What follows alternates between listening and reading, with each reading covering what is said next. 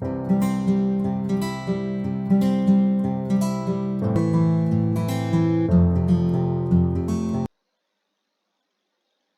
Friends, नमस्कार। आज हम बंगाल की खाड़ी में गिरने वाली नदियों की बात करेंगे।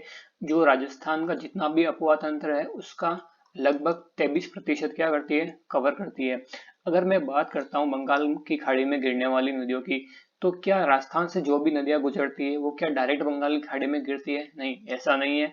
तो मैं आपको बता देता हूँ वो कैसे जाती है। देखो, ये अपने हिमाचल उत्तराखंड के आसपास का एरिया। यहाँ से अपने एक नदी निकलती है जिसका नाम है गंगा। ठीक है, तो गंगा नदी जाती है बंगाल की खाड़ी में, और गंगा की एक सहायक है नदी जिसे अपन क्या बोलते हैं, यमुना नदी बोलते हैं।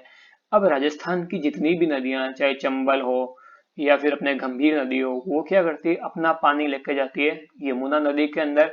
यमुना उस पानी को कहाँ पे लेके जाएगी, गंगा नदी में, और गंगा फिर कहाँ जाती है, अपने बंगाल की खाड़ी में। इसका मतलब राजस्थान से निकलने वाली जो भी बंगाल की खाड़ी की ओर जाती है, वो अपना पानी इनडायरेक्टली कहाँ पे लेके जाती है, बंगाल की खाड़ी में लेके जाती है। अब मैं बात करता हूँ राजस्थान में ऐसी कौन सी नदियां हैं जो बंगाल की खाड़ी में गिरती है, तो वो भी बता देता हूँ। देखो, एक है अपने चंबल नदी। चंबल की एक मेजर सहायक नदी जिसे अपन बोलते हैं बनास नदी। तो दो तो ये हो गई। एक अपने और नदी जिसे अपन बोलते हैं गंभीर नदी। तो मुख्य रूप से तीन नदियां हैं राजस्थान की जो बंगाल की खाड़ी में अपना पानी यमुना की सहायता से लेके जाती है।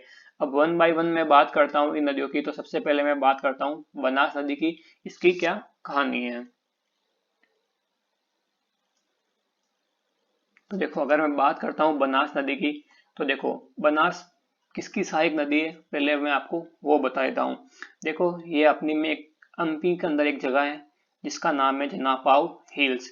जनापाव हिल्स से अपने निकलती है चंबल नदी, जो चित्तौड़ के भैंसरोडगढ़ में राजस्थान में प्रवेश करती है। चित्तौड़ से बहते हुए अपने कोटा बिंदी की सरहद पर बहती हुई सवाई माधोपुर, फिर अपने करौली, धौलपुर आदि में बहती हुई अपने कहाँ पे मिल जाती है, यमुना के अंदर मिल जाती है। तो ये तो हो गई चंबल की बात। लेकिन जो अपनी बनास नदी है वो चंबल की क्या है, सहायक है। तो देखो, बता देता हूँ आपको। ये नदी जो दिख रही होगी जिसके बारे में भी आपको बताने वाला हूँ, ये नदी है अपने बनास नदी, और ये अपने एक है सीप नदी। तो इनके बारे में अपन को मेन स्टडी करनी है। तो अगर मैं बात करता हूँ बनास नदी के जन्म की, तो राजस्थान के अंदर एक जिला है जिसे अपन बोलते हैं राजसमंद। तो राजसमंद के अंदर एक पहाड़ी है, खमनोर की पहाड़ी। वहां से जन्म होता है बनास नदी का। तो खमनोर की पहाड़ी से निकलती है और राजसमंद में बहती है। तो इसके ऊपर एक प्रोजेक्ट बनाया गया जिसका नाम है नंद सागर प्रोजेक्ट। तो नंद सागर प्रोजेक्ट अपने राजस्थान के अंदर ही है। तो राजसमंद से बहती हुई फिर ये चित्तौड़ जिले के अंदर जाती है। चित्तौड़ से फिर अपने जाती है भीलवाड़ा के अंदर। भीलवाड़ा से अजमेर, अजमेर से टोंक, टोंक से फिर ये जाती है सवाई माधोपुर। सवाई माधोपुर के अंदर एक जगह है रामेश्वरम। वहां पे ये जाके किसके अंदर मिल जाती है, अपने चंबल नदी के अंदर मिल जाती है। और इसी स्थान पे एक और नदी आती है जिसका नाम है सीप नदी। जो सीप नदी है वो अपने एमपी के जो श्योपुर जिला है, श्योपुर जिले के अंदर एक गांव है पनवाड़ा, वहां से निकलती है और रामेश्वरम के अंदर ही अपने चंबल के अंदर मिल जाती है। मतलब ये वाला जो पॉइंट है, यहाँ पे तीन नदियां मिल रही है। एक तो जो बनास नदी है, एक अपने चंबल है, एक अपनी कौन सी हो गई, सीप। तो ये वाला स्थान क्या है, अपने एक त्रिवेणी है। तो अपन को ये भी ध्यान रखना है, रामेश्वरम जो त्रिवेणी है वहां पे तीन नदियां मिलती है, बनास, सीप और चंबल। तो पहला पॉइंट तो हो गया ये। अगर मैं बात करता हूँ इसके ऊपर कौन कौन से प्रोजेक्ट बने हुए हैं, तो भी मैं आपको बता देता हूँ। देखो, जो बनास नदी है इसके ऊपर राजसमंद के अंदर ही एक प्रोजेक्ट बना हुआ है जिसका अपन बोलते हैं नंद सागर प्रोजेक्ट। अब जैसे जैसे ये बहती है चित्तौड़ भीलवाड़ा से गुजरती हुई अजमेर, अजमेर से फिर जहाँ पे टोंक में जब पहुंचती है, तो टोंक में इसके ऊपर एक डैम बनाया गया है जिसका नाम है बिसलपुर डैम। और ये काफी पुराना डैम है जिसको अपने अजमेर जो राजवंश है उसके विग्रह राज चतुर्थ ने इसको बनाया था। तो ये हो गया बिसलपुर डैम, कहाँ पे, अपने टोंक के अंदर। फिर जैसे ही ये आगे सवाई माधोपुर में जाती है तो इसके ऊपर एक डैम और बनाया गया है जिसे अपन के बोलते हैं इसरदा प्रोजेक्ट। तो अगर मैं मुख्य रूप से बनास की बात करता हूँ तो इसके ऊपर तीन प्रोजेक्ट है, नंद सागर जो राजसमंद के अंदर है, और बिशलपुर जो टोंक के अंदर है, और इसरदा जो कहाँ पे, अपने सवाई माधोपुर के अंदर है। अगर मैं बात करता हूँ इसके उद्गम स्थान से रामेश्वरम त्रिवेणी की, तो ये करीबन अपने 480 किलोमीटर की लंबाई क्या करती है, तय करती है। और पूर्णतः राजस्थान के अंदर बहने वाली ये सबसे लंबी नदी है, तो इस पॉइंट का भी अपन को ध्यान रखना है। और इसके अन्य नाम बता देता हूँ। देखो बनास को अपन क्या बोलते हैं, वन की आशा, क्योंकि अगर मैं बनास को तोड़ूंगा क्या हो जाएगा, वन प्लस आस हो जाएगा, इसलिए इसको अपन क्या बोलते हैं, बनास भी बोलते हैं। इसका एक और नाम भी जिसे अपन क्या बोलते हैं, वशिष्ठी नदी भी बोलते हैं। अब इसका एक और इम्पोर्टेंट पॉइंट मैं आपको यहीं पे बता देता हूँ। देखो जो बनास नदी है मुख्य रूप से यहाँ पे अरावली को काट के निकलती है, यहाँ पे अरावली को काट के निकलती है, फिर जैसे ही जाती है ये अपने पठारी क्षेत्र के अंदर बहती है। तो अरावली या पठारी क्षेत्र में जब ये बहती है तो अपने साथ ये लाल मिट्टी लेके आती है, और इधर मैदानी होने के साथ इसका रंग क्या हो जाता है, कुछ पीला। तो बनास का बेसिन जो भी है, यहाँ पे किस प्रकार की मिट्टी पाई जाती है, लाल एवं पीली मिट्टी पाई जाती है। अगर मैं बात करता हूँ इसकी सहायक नदियां, तो वो भी मैं आपको बता देता हूँ। तो देखो मुख्य रूप से इसकी बहुत सारी सहायक नदियां हैं, लेकिन सबसे पहले मैं बात करता हूँ कोठारी, बेड़च, मैनाल और चंद्रभागा नदी की। तो देखो ये तो मुख्य रूप से कौन सी है अपने, ये तो अपने खुद बनास नदी हो गई है, जो अपने रामेश्वरम के अंदर क्या कर रही है, मिलके चंबल में मिल रही है। अब इसकी देखो सबसे पहले मैं बात करता हूँ इसकी एक सहायक नदी कोठारी। तो देखो कोठारी नदी कहाँ से निकलती है, राजसमंद के अंदर से निकलती है, और एक पहाड़ी है जिसका नाम है दिवेर हिल्स। तो दिवेर हिल्स राजसमंद से निकल कर कहाँ पे जाती है, भीलवाड़ा के अंदर प्रवेश करती है। देखो भीलवाड़ा के अंदर क्या कर रही है, बह रही है, और भीलवाड़ा में बहकर अपने भीलवाड़ा के अंदर ही एक जगह है जिसका नाम क्या है, नंदराय, वहां पे जाके क्या हो जाती है, बनास नदी के अंदर मिल जाती है। अब इस जो कोठारी नदी है इसके ऊपर ही एक डैम बनाया गया है जिसका नाम क्या है, अपने मेजा डैम। तो मेजा डैम किसके ऊपर हो जाएगा, कोठारी नदी के अंदर हो जाएगी। तो ये तो बात हो गई अपने कोठारी नदी। अब कोठारी नदी से पहले इसके अंदर एक और नदी निकलती है जिसका एग्जैक्ट सोर्स क्या है वो पता नहीं, ऑथेंटिक नहीं, इसलिए इसका अपन को नाम याद रखना ही एफिशिएंट है। तो इसमें एक नदी और मिलती है जिसका नाम है चंद्रभागा रिवर। तो चंद्रभागा भी अपने बनास के अंदर भीलवाड़ा में ही मिलती है। तो ये तो हो गई अपने कोठारी नदी की बात पहली। दूसरी बात हो गई अपने चंद्रभागा की। अगर मैं अब तीसरी बात करता हूँ अपने बेड़स नदी की, तो वो मैं बता देता हूँ। तो देखो बेड़स नदी के अगर जन्म की बात करता हूँ मैं, तो उदयपुर के जो गोगुंदा की पहाड़ी है, गोगुंदा वाला क्षेत्र है, वहां से निकलती है। जब ये निकलती है तब तो इसको अपन क्या बोलते हैं, आयड़ नदी बोलते हैं। अब ये आयड़ नदी फिर जाती है अपने उदय सागर झील के अंदर। जब ये उदय सागर के अंदर झील के अंदर अपना पानी डालती है और फिर आगे की ओर बढ़ती है, तो ये अपना नाम बदल लेती है। अब इसे आयड़ ना बोलकर अपन क्या बोलते हैं, इसे बेड़च बोलते हैं। इसका मतलब देखो क्या हो जाएगा, ये तो हो गई अपने आयड़, ये गिर गई अपने उदय सागर झील के अंदर। अब उदय सागर झील के अंदर गिर गई है, फिर इसका नया नाम क्या हो गया, अपने बेड़च हो गया। तो ये भी अपन को ध्यान रखना है। तो ये तो हो गई मुख्य रूप से अपने कौन सी नदी हो गई, बेड़च नदी। अब बेड़च जब चित्तौड़ के अंदर बहती है तो इसके ऊपर एक डैम भी बनाया गया है जिसका नाम अपने क्या हो जाएगा, गोसुंडा डैम हो जाएगा। तो ये तो मुख्य रूप से बेड़च की बात हो गई।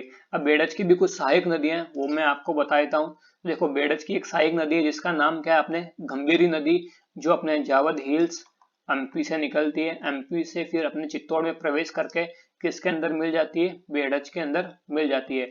तो गंभीरी और बेड़च नदी जहां पे मिलती है वहीं पे अपने चित्तौड़ फोर्ट का क्या हुआ है, निर्माण हुआ है। वहीं पे अपने किसको बनाया गया है, चित्तौड़गढ़ दुर्ग को बनाया गया है। तो ये भी पॉइंट अपन को ध्यान रखना है। और इसी प्रकार से जो बेड़स नदी, इसकी और सहायक नदी भी है जिसके बारे में भी आपको बता देता हूँ, जिसका नाम है अपने ओराई। तो ओराई अपने उदयपुर से निकलती है और चित्तौड़ के अंदर किसके अंदर मिल जाती है, बेड़च के अंदर मिल जाती है। और ओराई के ऊपर भी एक डैम बनाया गया है जिसे अपन क्या बोलते हैं, ओराई प्रोजेक्ट बोलते हैं। तो ये तो हो गई अपने सारी लगभग नदियां जो बनास के अंदर मिलती है। एक नदी और बता देता हूँ। देखो एक है अपने मैनाल नदी, जो भीलवाड़ा के मांडलगढ़ पहाड़ी से निकलती है और किसके अंदर मिल जाती है, बनास के अंदर मिल जाती है। तो अपन देख सकते हैं ये वाला जो पॉइंट है, यहाँ पे तीन नदियां मिल रही है। एक तो हो जाएगी बेड़च, दूसरी कौन सी हो जाएगी, मैनाल, और तीसरी खुद बनास। यहाँ पे भी क्या मिल रही है, देखो तीन नदियां मिल रही है। कौन कौन सी है, देखो एक तो हो जाएगी बनास, बेड़च और मैनाल। ये तीनों नदियां मिल रही है, तो यहाँ पे डेफिनेटली क्या होगा, एक त्रिवेणी संगम होगा। और ये जिस जगह पे मिल रही है उसे अपन क्या बोलते हैं, बिंगोद। तो बिंगोद भी भीलवाड़ा के अंदर एक क्या है, त्रिवेणी संगम है, जो बहुत ही अपने आप में महत्व रखता है। तो इन पॉइंट्स के बारे में अपन को ध्यान रखना है। अब देखो जो कोठारी नदी है, इसके किनारे एक सभ्यता विकसित हुई है भीलवाड़ा के अंदर ही, जिसे अपन क्या बोलते हैं, बागोर सभ्यता। और जो अपने बेड़स नदी है इसके किनारे पे भी एक सभ्यता विकसित हो रखी है जिसे अपन क्या बोलते हैं, आर्ट सभ्यता। तो ये वाले पॉइंट भी अपन को क्या करने, ध्यान रखने हैं। अब कुछ और इम्पोर्टेंट पॉइंट्स की मैं बात कर लेता हूँ। अब देखो कुछ और सहायक नदियां हैं वो भी मैं आपको बता देता हूँ कौन कौन सी है। देखो ये तो मुख्य रूप से कौन सी है, बनास कहाँ पे मिल रही है, रामेश्वरम के अंदर। ये वाली नदी कौन सी है, बेड़च है। ये अपनी कौन सी है, मैनाल। ये कौन सी है, कोठारी, जो मैंने भी आपको बताई थी। इसके अलावा भी कुछ सहायक नदियां हैं जो मैं बता देता हूँ। तो देखो एक नदी है खारी। ये खारी नदी कहाँ से निकलती है, वही राजसमंद की बिजराल की पहाड़ी से निकलती है। और खारी नदी राजसमंद से निकलकर अपने कहाँ पे जाती है, भीलवाड़ा।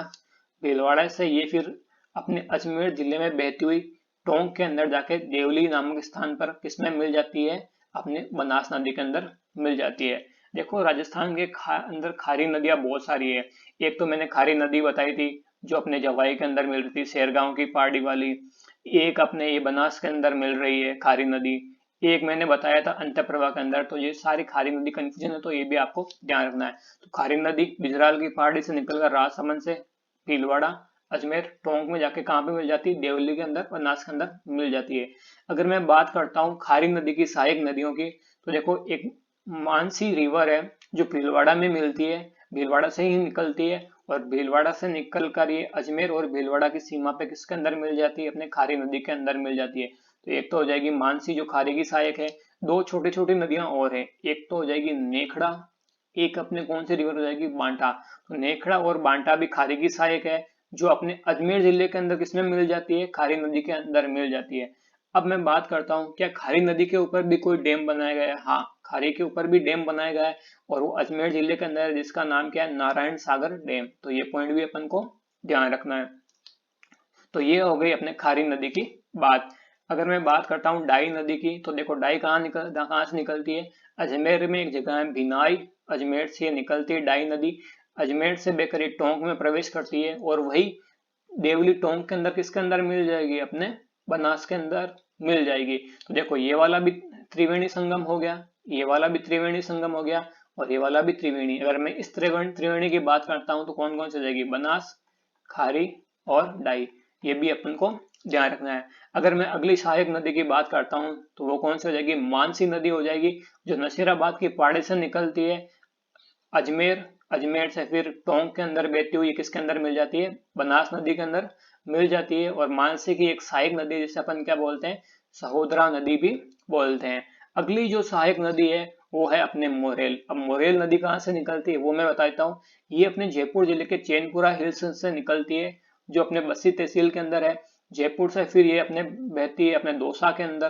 तो देखो ये आप देख सकते हो, ये दौसा के अंदर, दौसा से फिर ये कहाँ पे जाती है, सवाई माधोपुर के अंदर। सवाई माधोपुर में इसके ऊपर एक डैम बनाया गया है जिसका नाम क्या है, मोरेल डैम है। तो फिर मोरेल डैम से जब आगे बढ़ती है तो फिर ये किसके अंदर मिल जाती है, अपने बनास के अंदर मिल जाती है।